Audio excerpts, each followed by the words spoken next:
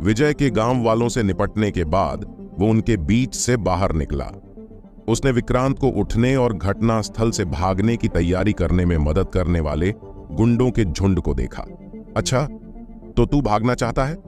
विजय मुस्कुराते हुए बोला। विक्रांत कांप उठा। उसने डरते हुए जवाब दिया, क्या तुम्हें और क्या चाहिए? विजय ने एक डेविल स्माइल के साथ कहा, क्या तुम्हें पैसे नहीं चाहिए? मुझे और नहीं चाहिए। जैसे ही विक्रांत जाने की तैयारी कर रहा था, उसका सिर खड़खड़ाने की तरह हिलने लगा। गांव के अंदर 3 गाड़ियां आती दिखाई दी। वो तीनों कार उन्हीं लोगों की तरफ बढ़ रही थी। उनमें सबसे आगे एक शानदार रोल्स रॉयस फैंटम थी। तीनों कार अवनी के घर के पास आकर रुकी और उनमें से एक रोल्स रॉयस फैंटम से प्रभास बाहर निकला। उसके हाथ में एक बैग था और उसके पीछे कुछ बिजनेस सूट पहने लोग चल रहे थे। वो सभी लोग भीड़ के पास आकर रुके। उन लोगों को देख विक्रांत का मुंह फटा का फटा रह गया। रोल्स रॉयस फैंटम पूरे नू जिले में फेमस थी। ये कार ब्रिलियंट प्रॉपर्टी कंपनी के प्रेसिडेंट की थी। ये तो मिस्टर प्रभास हैं, लेकिन वो तो पहले मोटा हुआ करते थे, पर वो यहां इस पापड़ा गांव में क्या कर रहे हैं? विक्रांत हैरान था। वो प्रभास का स्वागत करने के लिए अपना मुंह खोलने ही वाला था कि तभी उसने प्रभास को विजय की ओर हाथ हिलाते हुए और चिल्लाते हुए देखा। विजय, तुम्हारा बड़ा भाई आ गया है। मैं तुम्हारे लिए 1,50,000 रुपए लाया हूं। वैसे वो कमीना कहां है जिसने तुम्हें परेशान किया था? उसकी हिम्मत कैसे हुई जो उसने मेरे छोटे भाई को परेशान किया? ये सुनकर तो विक्रांत का दिमाग सुन पड़ गया। वो लगभग बेहोश होने वाला था। ओ माय गॉड, क्या मेरे कान मुझे धोखा दे रहे हैं? जो ब्रिलियंट प्रॉपर्टी का प्रेसिडेंट गांव के एक बच्चे को अपना छोटा भाई कह रहा है। ये बच्चा है कौन? न केवल वो डीआईजी मिथिलेश को जानता है, बल्कि मिस्टर प्रभास को भी जानता है। उसने अपना सिर और भी नीचे कर लिया क्योंकि उसने सड़क के किनारे से भागने की कोशिश की। बड़े भाई, वो वहां हैं, लेकिन आपको ज्यादा कुछ करने की जरूरत नहीं है, बस उसे पैसे दे दो। विजय ने विक्रांत की ओर इशारा किया। फिर उसने कहा, उसका नाम विक्रांत है और वो बस एक गली का गुंडा है। प्रभास हैरान रह गया। विक्रांत? ये नाम मैंने पहले कहां सुना है? वो कुछ देर तक सोचता रहा। ओह, तो ये तुम हो। मैं तुमसे एक बार मिल चुका हूं। तुम्हारी हिम्मत कैसे हुई मेरे छोटे भाई को परेशान करने की? ये पैसा पकड़ो और हां, आज से बेहतर होगा कि तुम अपनी बेल्ट कस लो, क्योंकि तुम्हारे सारे धंधे जल्द ही बंद हो जाएंगे। तुम्हें अभी तक पता नहीं कि तुम्हारी कंपनी किसके साथ काम कर रही थी। प्रभास विक्रांत के करीब झुक गया और धमकी देते हुए उसके कान में फुसफुसाया। फिर उसने ब्रीफकेस विक्रांत को सौंप दिया, उसके कंधे को थपथपाया और खुशी खुशी विजय की ओर बढ़ गया। विक्रांत कांप उठा। उसका चेहरा एक चादर की तरह पीला पड़ गया था। केवल गुंडों के झुंड द्वारा सहारा दिए जाने पर वो अपनी गाड़ी में बैठा। इसके बाद उनकी गाड़ी जितनी जल्दी हो सके वहां से निकल गई। गांव वालों ने एक बार फिर विजय की प्रशंसा में जय जयकार की। क्या बात है, वो एक अमीर मालिक को भी जानता है। सच में विजय एक प्रतिभाशाली लड़का बन चुका है। Big bro Prabhas. विजय ने प्रभास से हाथ मिलाया। विजय, मैं अपने कुछ बेस्ट एम्प्लॉयज को अपने साथ लेकर आया हूं। वो वृक्षारोपण के लिए एक ड्राफ्टिंग प्रपोजल तैयार करने में तुम्हारी मदद कर सकते हैं। प्रभास ने अपने पीछे खड़े लोगों के समूह की ओर इशारा किया। थैंक्स बिग ब्रो प्रभास, लेकिन मुझे पहले गांव वालों के साथ इस मुद्दे पर चर्चा करनी होगी, तभी जाकर मैं आपकी मदद लूंगा। विजय ने कहा। किस बारे में बात करनी है विजय? उसके मामा ने पूछा। मामा, बात ऐसी है कि मैं यहाँ पापड़ा गांव में एक औषधीय जड़ी बूटी का बागान विकसित करने की योजना बना रहा हूं। विजय ने उन्हें समझाते हुए कहा। एक बागान? यह तो एक शानदार विचार की तरह लग रहा है। अगर यह सफल हुआ तो यह गांव के लिए भी अच्छा होगा। उसके मामा ने कहा। ठीक है, गांव का मुखिया कहां है? जल्दी से उसे बुलाकर लाओ। गांव का मुखिया शहर गया है, किसी ने जवाब दिया। जल्दी करो, उसे फोन करो और उसे यहां वापस आने के लिए कहो। विजय, मैं और ये कुछ लोग, हम सभी ग्राम पंचायत का हिस्सा हैं। विजय के मामा ने अपने पीछे खड़े कुछ लोगों की ओर इशारा किया। चलो, मुखिया के आने तक पहले हम इस मुद्दे पर चर्चा कर लेते हैं। ठीक है, विजय ने सिर हिलाया। इसके बाद विजय अवनी के पास गया और उससे कहा, अवनी, मुझे पहले उनके साथ बगीचे वाले मुद्दे पर कुछ चर्चा करनी है। मैं बाद में तुम्हारे पिता का पैर देखने आता हूं। ठीक है, आप पहले अपना काम पूरा कर लो। अवनी ने सिर हिलाया। अवनी को देखकर प्रभास की आंखें चमकने लगी। उसने धीमी आवाज में बात करते हुए विजय को छेड़ा। अहो, ये उतनी भी बुरी नहीं है। तुम तो एक चुंबक की तरह हो। बिग ब्रो, आप किस बारे में बात कर रहे हैं? विजय को शर्म आ गई। चिंता मत करो, मैं मिस अहाना को कुछ नहीं बताऊंगा। प्रभास ने मजाक किया। विजय ने आगे कुछ नहीं कहा, क्योंकि कुछ भी समझाना व्यर्थ होगा। इसके बाद उन लोगों का समूह आगे की चर्चा के लिए गांव के पंचायत घर गया। विजय के मामा और अन्य लोग इस प्रस्ताव पर बहुत उत्साहित थे और इसलिए चर्चा सकारात्मक रूप से समाप्त हुई। विजय ने गांव के पूर्व में पूरे पहाड़ को हासिल करने की योजना बनाई। वो न केवल विकास और रखरखाव के सभी खर्चों को वहन करेगा, बल्कि वो बगीचे में काम करने और जड़ी बूटियों की देखभाल के लिए ग्रामीणों को काम पर रखने को भी प्राथमिकता देगा। इसके बाद वो लोग बगीचे के बुनियादी ढांचे की तैयारी करने के लिए भूमि का निरीक्षण करने पहाड़ पर गए। विजय, यहाँ का दृश्य बहुत अच्छा है। अगर हम यहाँ कुछ हवेली बनाते हैं तो क्या होगा? इसके अलावा इस जगह पर आने वाला रास्ता बहुत ऊबड़ खाबड़ है। मैं यहाँ आते वक्त लगभग गाड़ी में गिर गया था।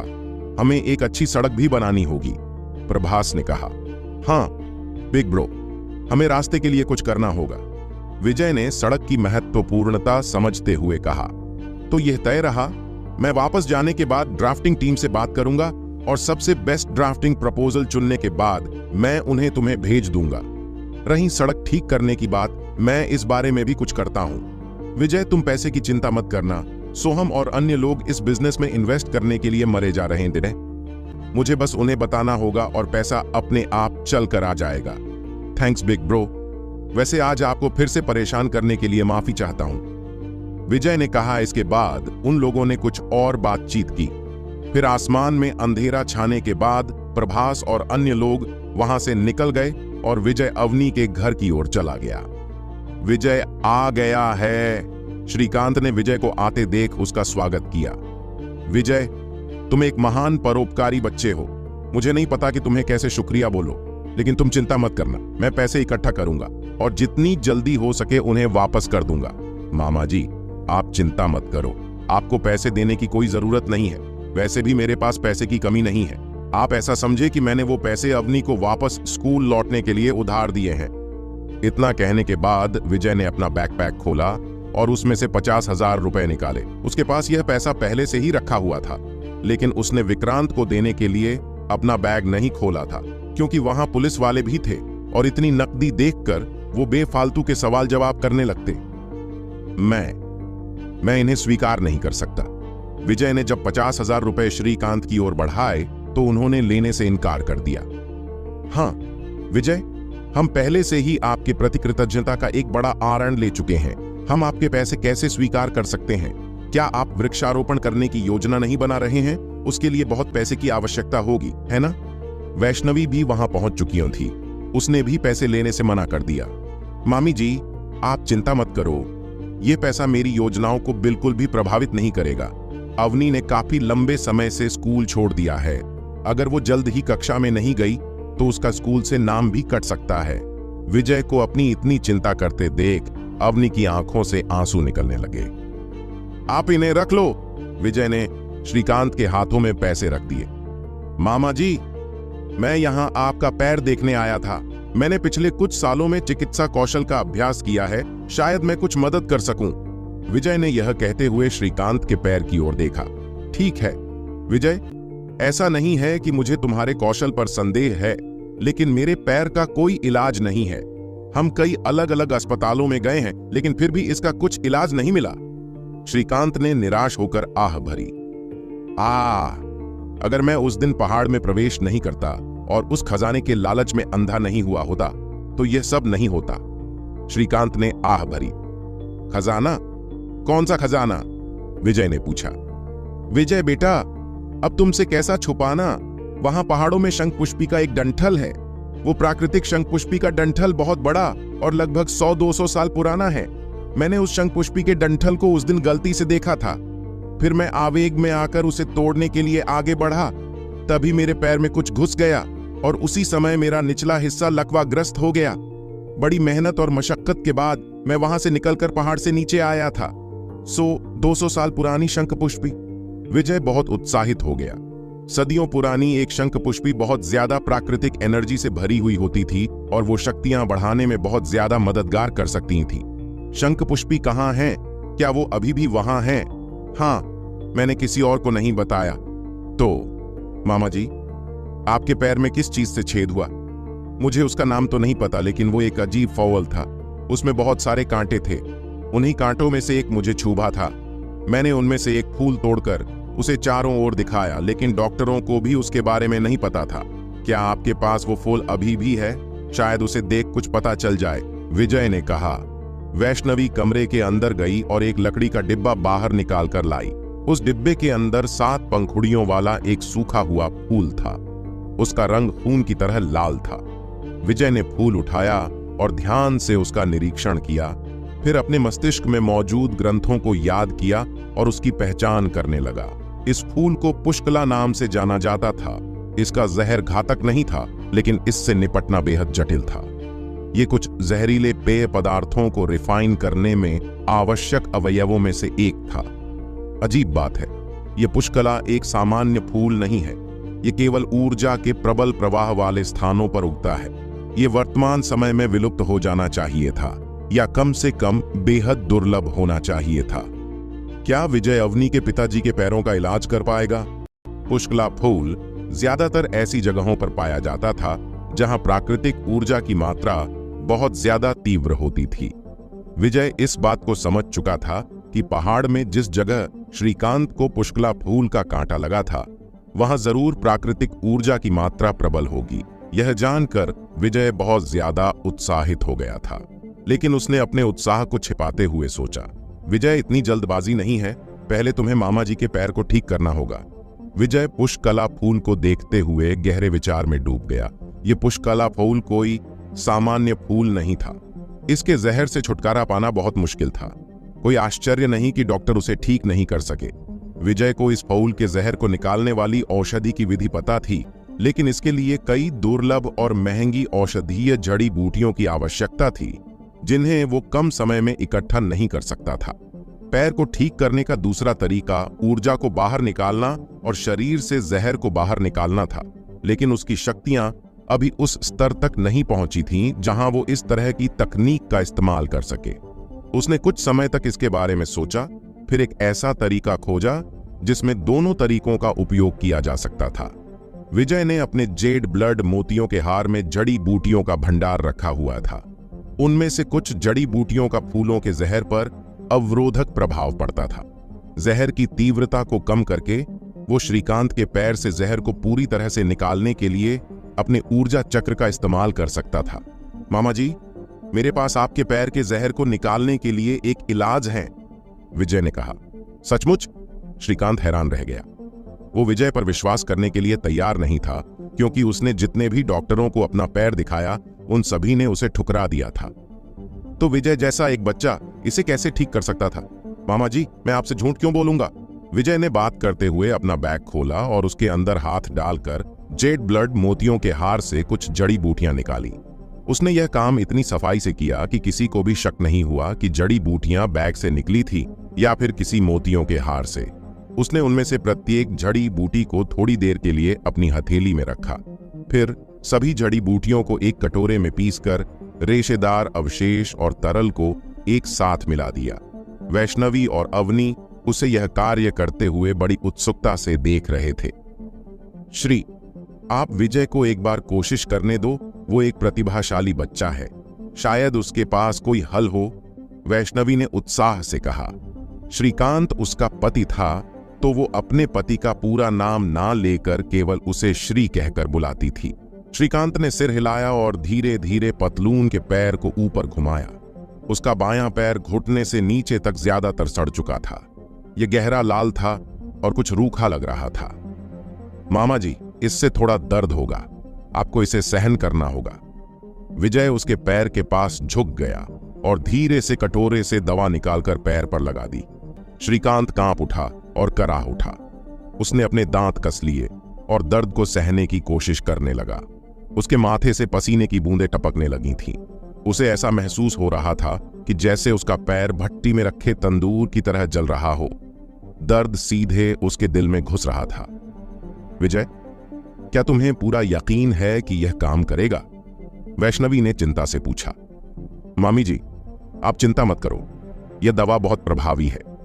आप 1 घंटे में इसका प्रभाव देख सकती हैं। मैं मामा जी के पैर की थोड़ी देर के लिए मालिश करूंगा ताकि जहर को बाहर निकाला जा सके। विजय ने उसे सांत्वना देते हुए कहा। 1 घंटा बहुत जल्दी बीत गया। इस वक्त श्रीकांत के पैर के खुले घाव सिकुड़ गए थे। शेष घावों से गहरा लाल खून बह रहा था और एक भयानक गंध उत्सर्जित कर रहा था। यह वास्तव में काम कर रहा है, वैष्णवी ने खुश होते हुए कहा। श्रीकांत को भी इस पर विश्वास करना मुश्किल लग रहा था, लेकिन अब उसे उम्मीद की एक चिंगारी नजर आने लगी थी। मामा जी, मुझे आपके पैर की थोड़ी मालिश और करनी होगी, इससे थोड़ा दर्द होगा। विजय उठा और अपनी बाजुओं को घुमाया, फिर श्रीकांत के पैर की ओर बढ़ा। उसने अपने दोनों हाथों को पैर पर रखा और अपनी उंगलियों के माध्यम से अपने शरीर से ऊर्जा निकालते हुए धीरे से उसकी मालिश की। बहुत जल्द घावों से जहरीला खून बहने लगा। बदबू और बढ़ गई। 5 या 6 मिनट के बाद बहने वाले खून का रंग कम काला हो गया और सामान्य लग रहा था। विजय जल्द ही रुक गया और कहा, मामा जी, मैंने आपके शरीर से सारा जहर निकाल दिया है। आपको बस थोड़े समय के लिए आराम करना होगा और आपका पैर उतना ही अच्छा होगा जितना कि पहले था। मैं पहले से ही बहुत बेहतर महसूस कर रहा हूं। श्रीकांत अपने पैर को इधर उधर हिलाते हुए मुस्कुराने लगा। विजय, तुम्हारा चिकित्सा कौशल चमत्कारी है।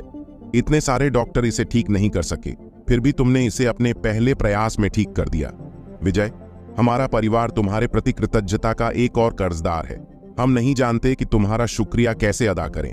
वैष्णवी ने विजय के हाथों को कसकर पकड़ लिया। मामी जी, आपको शुक्रिया कहने की कोई जरूरत नहीं है, बस मैं जो कर सकता था वही किया। विजय ने मुस्कुराते हुए कहा। ठीक है विजय, तुम्हें भूख लगी होगी। मैं रात का खाना बनाने जा रही हूं। कृपया कम से कम हमारे साथ रात का खाना खाकर जाना। चलो अवनी बेटा, दोनों आदमियों को अकेला रहने दो। विजय के जवाब देने से पहले वैष्णवी ने श्रीकांत की व्हीलचेयर को धक्का दिया और घर के पीछे की ओर बढ़ गई। विजय पहले तो मना करना चाहता था, लेकिन कुछ सोचकर उसने ऐसा नहीं किया। देखो श्री, विजय कितना अच्छा लड़का है। मुझे लगता है कि उसे अवनी के लिए कुछ भावनाएं हैं। दोनों एक दूसरे को बचपन से जानते भी हैं। विजय दूर से वैष्णवी की आवाज सुन सकता था। हाँ, विजय कोई बुरा बच्चा नहीं है। मुझे बस डर इस बात का है कि पता नहीं उसे हमारी बच्ची पसंद है भी या नहीं। श्रीकांत ने जवाब दिया। हाँ, ये सच तो है विजय। अब हम किसानों की तुलना में एक अलग स्तर पर है। वो डीआईजी साहब जैसे बड़े बड़े लोगों का जानता है। वो भविष्य में और अधिक ऊंचाइयों पर कदम रखिएगा। नहीं, अवनी को इस मौके का फायदा उठाना होगा। विजय उनकी बातचीत सुनकर लाल हो गया। उसने अपने बगल में बैठी अवनी को देखा और थोड़ा अजीब महसूस किया। अवनी वहां चुपचाप बैठी थी। उसके हाथ सामने की ओर थे और उसकी उंगलियां एक दूसरे में उलझी हुई थीं। उसका चेहरा भी थोड़ा लाल पड़ चुका था। चांद की मंद रोशनी में उसकी सुंदरता निखर कर दिखाई दे रही थी। विजय, आज के लिए आपका बहुत बहुत शुक्रिया, उसने कोमल स्वर में कहा। कोई बात नहीं, विजय मुस्कुराया। अवनी, मुझे नानी को बताना होगा कि मैं आज रात यहाँ खाना खा रहा हूँ। ठीक है, मैं भी साथ चलूंगी। इसके बाद वो दोनों नानी के घर गए। फिर वापस घर लौटने से पहले गांव में एक चक्कर लगाया। जल्दी ही खाना तैयार हो गया। यह कोई भोज नहीं था, लेकिन उन्होंने सबसे अच्छे व्यंजन तैयार किए थे जो वो वहन कर सकते थे। श्रीकांत ने अपने निजी भंडार से शराब का एक डिब्बा भी निकाला और विजय के कप में शराब डालते हुए काफी देर तक दोनों साथ पीते रहे। विजय ने एक बार फिर श्रीकांत से शंख पुष्पी का सटीक स्थान पूछा। उसने अगली सुबह सबसे पहले उसे लेने के बारे में सोचा था। रात के खाने के बाद वैष्णवी ने उत्सुकता से विजय को रात के लिए रुकने के लिए कहा। वो इस प्रस्ताव को अस्वीकार नहीं कर सका। उसने यह भी ध्यान रखा कि उसे कल पहाड़ों पर जाना था, इसलिए उसे वैसे भी गांव में रात बितानी थी। पहाड़ी गांव में रात शांत थी। विजय अपने बिस्तर पर लेट गया। उसके बगल में एक खिड़की थी जिसके माध्यम से वो रात के असीम आकाश को देख सकते था। वो इस दृश्य से मंत्रमुग्ध था।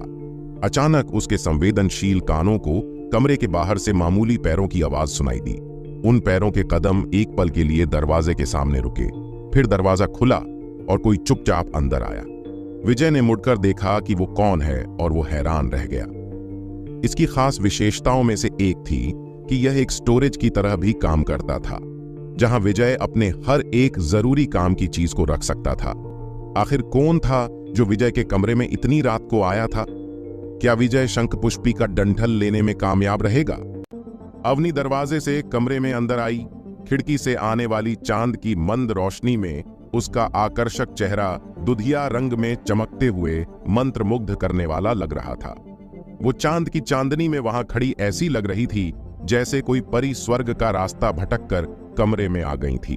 उसे देख विजय की सांसें धीमी चलने लगी थी। वो आगे बढ़ी और विजय के बिस्तर के सामने खड़ी हो गई। उसका चेहरा थोड़ा लाल हो रखा था।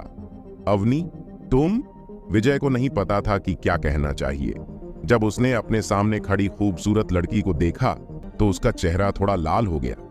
वो अब एक छोटी लड़की नहीं थी जिसे वो बचपन से जानता था। विजय, मैं... अवनी ने अपना सिर नीचे किया और थोड़ा हिचकिचाई। अचानक, मानो जैसे उसने कोई निर्णय ले लिया हो, उसने एक और कदम आगे बढ़ाया और कंबल के नीचे घुस गई।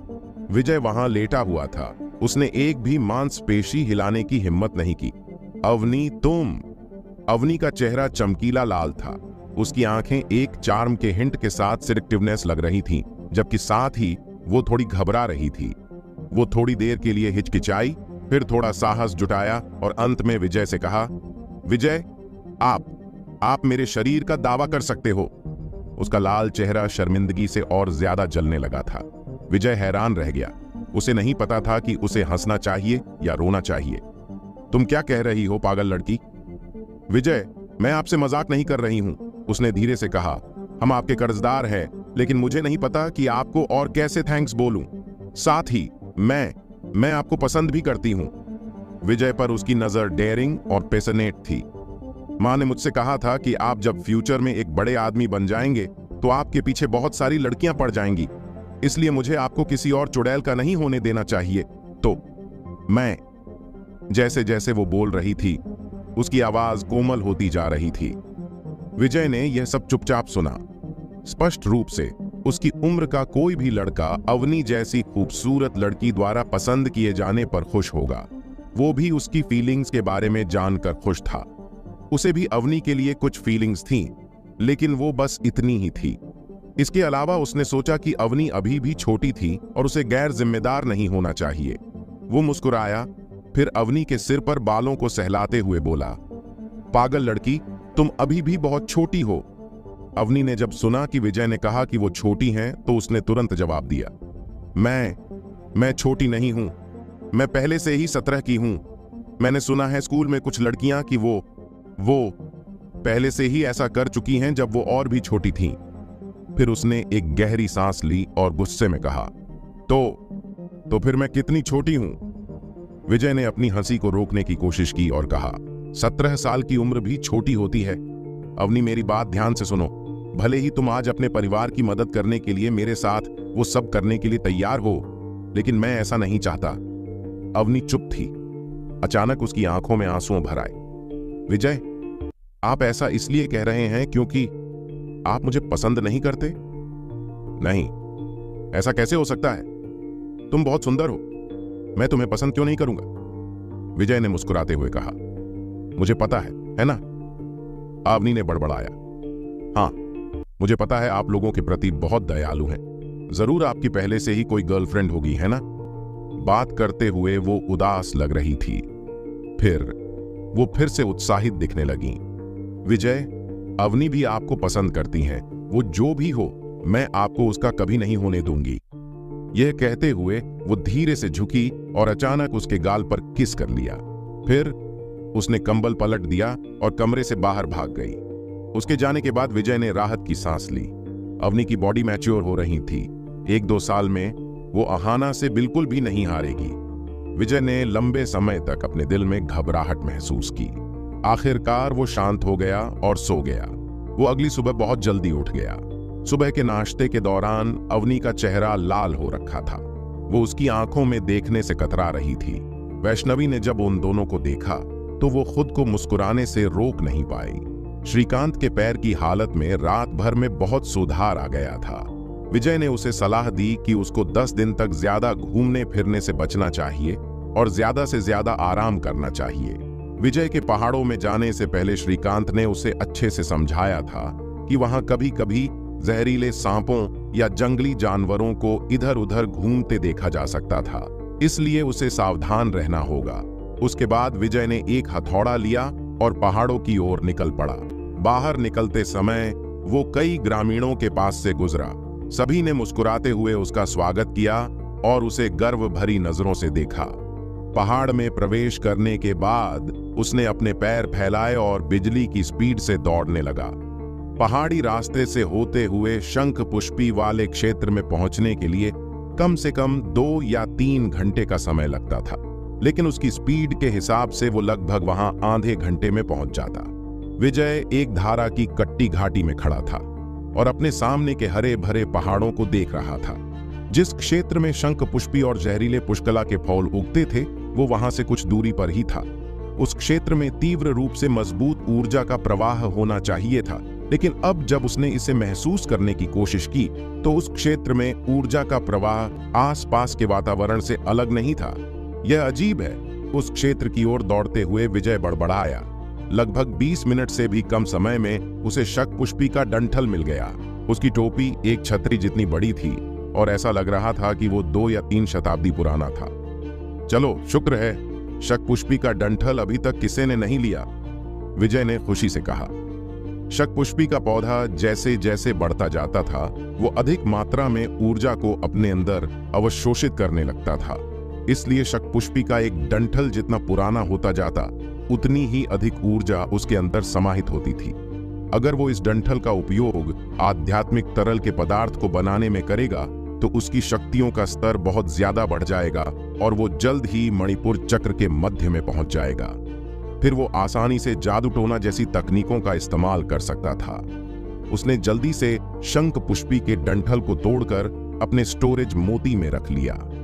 फिर उसने वहां जहरीले पुष्कला फूलों को देखा। एक बार पूरे इलाके का चक्कर लगाने के बाद वो थोड़ा हताश हो गया। यह अजीब है, इस क्षेत्र में ऊर्जा का प्रवाह ना के बराबर है। आगे चलकर घने पुष्कला फूलों के क्षेत्र में एक पानी का तालाब था, जिसे देख उसने अपने मन में सोचा, मुझे लगता है कि इस तालाब में कुछ अजीब है। विजय जब तालाब के किनारे पहुंचा तो अचानक कुछ महसूस कर उसके दिल की धड़कनें तेज हो गईं। अंदर से इतनी तीव्र गति से ऊर्जा क्यों निकल रही है? फिर उसने तालाब के चारों ओर घूमकर देखा, लेकिन उसे कुछ भी असामान्य नहीं मिला। जब तालाब के अंदर उसने झांक कर देखा तो अचानक उसे एक ख्याल आया, शायद पानी के अंदर कुछ हो सकता है। उसने अपने कपड़े उतारे और एक गहरी सांस ली, फिर तालाब में छलांग लगा दी। पानी बर्फ की तरह ठंडा हड्डियां जमा देने वाला था। पानी में कूदने के बाद उसने अपने आसपास देखने के लिए आंखें खोली। तालाब लगभग 8 से 9 मीटर गहरा था। वहां रोशनी बहुत कम थी। यदि उसकी दृष्टि सामान्य मनुष्यों की तुलना में कहीं बेहतर ना होती तो वो कुछ भी नहीं देख पाता। उसने ध्यान से चारों ओर देखा, फिर देखा कि कीचड़ के नीचे से एक हल्की रोशनी निकल रही थी। वो क्या है? विजय तैरकर उस रोशनी के करीब गया और हाथ से कीचड़ को हटाने लगा। वहां कीचड़ के नीचे शुद्ध सफेद जेड के 2 पत्थर थे। उनमें से एक मुर्गी के अंडे जितना बड़ा था, जबकि दूसरा केवल संगमरमर के आकार का था। जेड पत्थर बर्फ की तरह सफेद थे और उनमें से एक नरम चमक निकल रही थी। वो काल्पनिक कहानियों में पाई जाने वाली वस्तुओं की तरह लग रहे थे और उनके अंदर एक तीव्र ऊर्जा के प्रवाह को महसूस किया जा सकता था। इसके बाद उसने ध्यान से अपने हाथ में दोनों पत्थरों को रखा और उनका अच्छे से निरीक्षण करने लगा। तभी उसे अचानक एहसास हुआ कि वो क्या थे। आत्मा पत्थर। ये आत्मा के पत्थर हैं। आखिर ये आत्मा पत्थर क्या थे और इन्हें किस चीज के लिए इस्तेमाल किया जाता था? क्या अवनी सच में विजय को किसी और का नहीं होने देगी? आखिर क्या होगा विजय की इस दिलचस्प कहानी का अगला पड़ाव जानने के लिए बने रहें हमारी कहानी सुपर बिजनेसमैन के साथ, सिर्फ द हॉरर हंटर चैनल पर।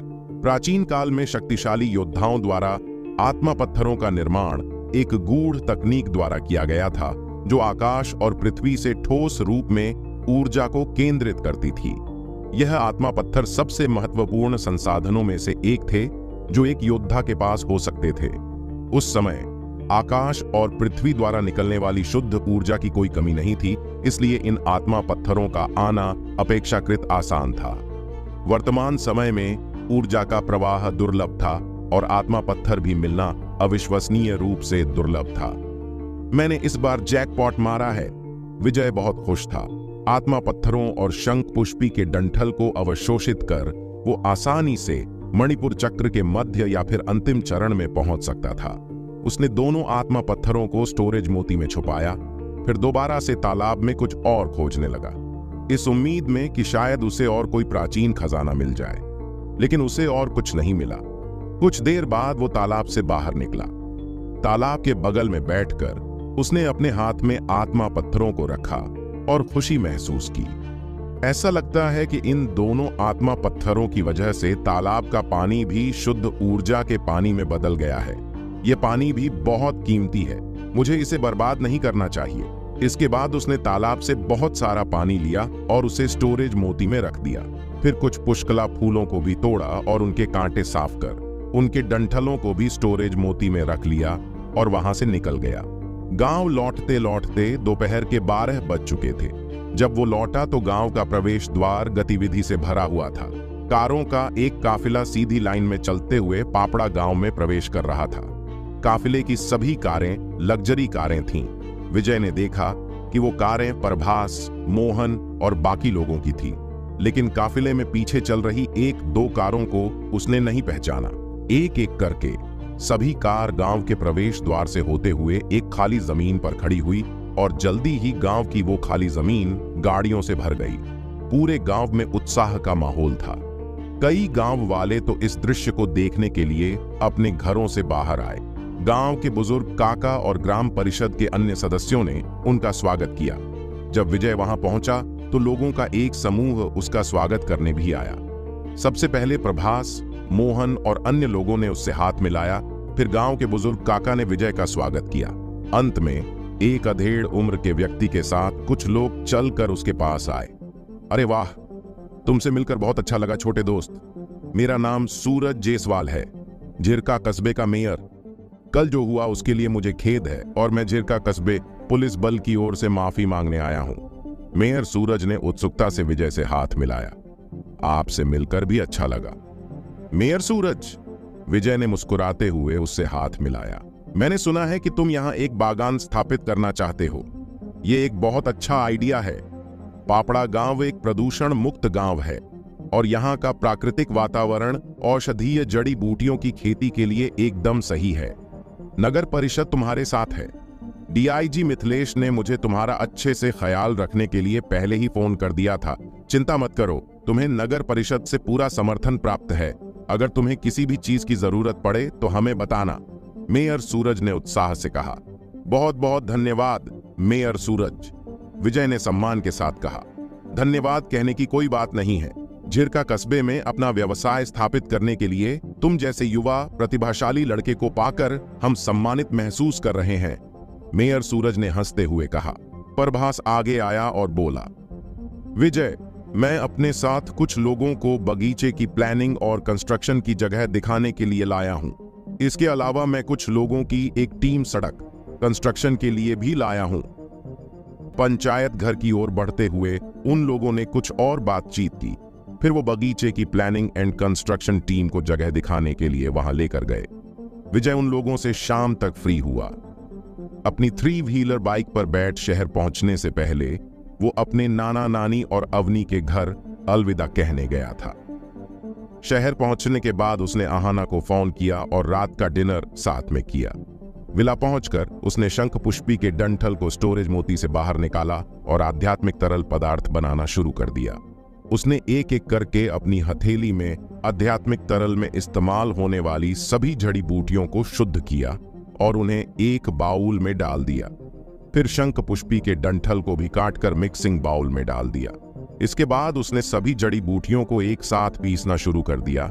उसने ऐसा तब तक किया जब तक कि उनसे एक गाढ़ा तरल नहीं निकलने लगा था। लगभग 20 मिनट से भी कम समय में औषधीय जड़ी बूटियों की सुगंध कमरे में फैल गई।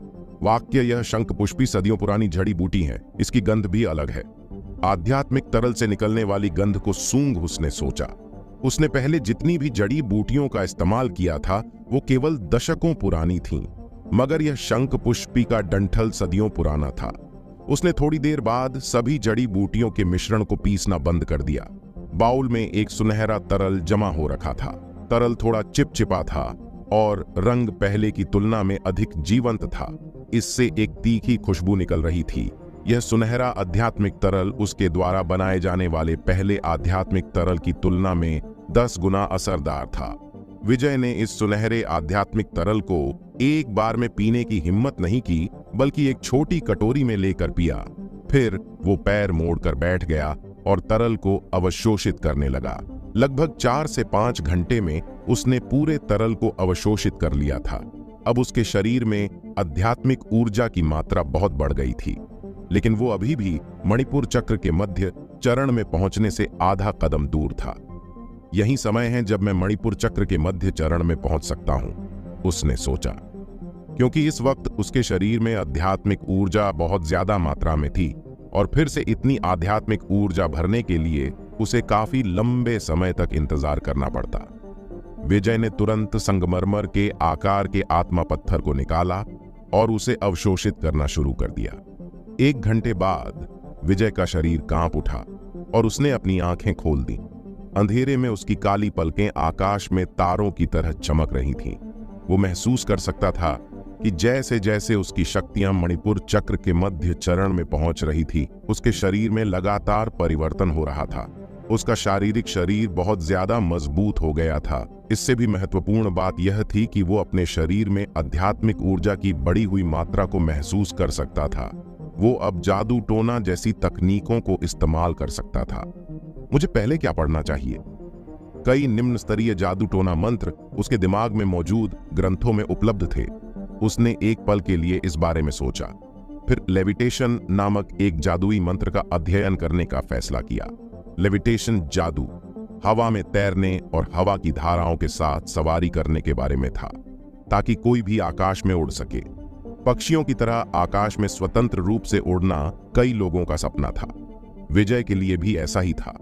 यही कारण था कि उसने इस जादू को अपने प्रदर्शनों की सूची में पहले स्थान पर रखा। उसने पहले से ही मंत्र के सभी शब्दों को याद कर लिया था और जादू के लिए आवश्यक हाथ के इशारों में भी महारत हासिल कर ली थी। वो फर्श पर पैर मोड़कर बैठा और मंत्र के शब्दों का जाप किया।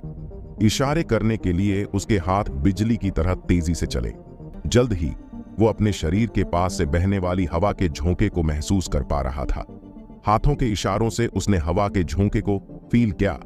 उसने हवा के साथ जादुई मंत्र की कई बार प्रैक्टिस की और अपने शरीर को हवा के साथ परिचित कराया। धीरे धीरे हवा पर उसका नियंत्रण बेहतर से बेहतर होता जा रहा था। जल्द ही उसने लेविटेशन जादू में महारत हासिल कर ली थी। वो हवा में खुद को उड़ा सकता था और हवा में चारों ओर चक्कर लगा सकता था। इसके बाद वो ब्लूबेल फुटहिल से निकलकर पास के पहाड़ की ओर गया, फिर एक चट्टान से कूद गया। किसी भी जादुई मंत्र की तकनीक को परफॉर्म करने के लिए अजीबों गरीब साइन बनाकर करने से है, ना कि किसी पंछी की तरह फड़फड़ाने से। कहानी में पापड़ा गांव के आसपास के गांव और पुलिस स्टेशन सभी नगर परिषद में आते हैं और आसपास के जितने भी छोटे मोटे कस्बे टाउन हैं, उनकी नगर परिषद का मेयर सूरज जेशवाल है। कहानी में नूह जिले के अंदर ही गुड़गांव शहर है, तो उसे जिले से अलग हटाकर मत इमेजिन करना है। इसके अलावा पापड़ा गांव और नगीना गांव भी नूह जिले के अंदर है, लेकिन उनके बीच कुछ 100 किलोमीटर दूरी का अंतर है। कहीं उड़ने के चक्कर में पहाड़ से कूदने पर विजय को कुछ हो तो नहीं जाएगा? आखिर क्या होने वाला है? विजय की इस दिलचस्प कहानी का